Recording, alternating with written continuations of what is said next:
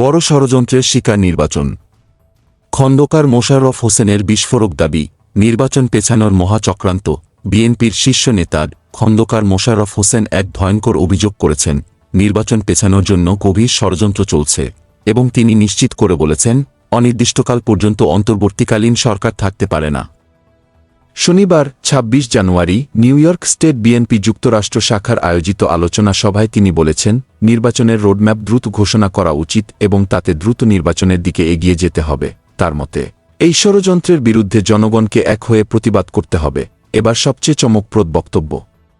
তিনি প্রশ্ন তুলেছেন, কাদের স্বার্থে নির্বাচন পেছানোর চেষ্টা করা হচ্ছে এবং বলেছেন, যারা গত ১৭ বছর ক্ষমতায় ছিল তারা এখন নির্বাচনের দিন পেছানোর ষড়যন্ত্র করছে।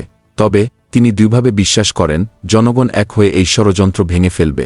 এদিকে তিনি জানিয়েছেন, জুলাই আগস্টের গণঅভ্যুত্থানে বিএনপির দীর্ঘত্যাগ ছিল এবং মন্তব্য করেছেন, যারা কেবল বৈষম্য বিরোধী আন্দোলনকে নির্বাচনের জয় হিসেবে দাবি করছে তাদের দাবি ভুল।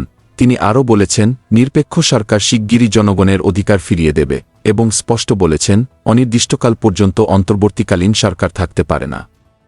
এই আলোচনা সভায় আরও উপস্থিত ছিলেন নিউ ইয়র্ক স্টেট বিএনপি যুক্তরাষ্ট্র শাখার সভাপতি মো. অলিউল্লাহ আতিকুর রহমান, সাধারণ সম্পাদক সাইদুর রহমান সাইদ এবং দলের অন্যান্য শীর্ষ নেতা।